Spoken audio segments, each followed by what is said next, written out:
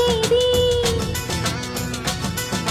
తన మదిలోని కలకలనన్ని అమ్మలకేగ తెలిపేది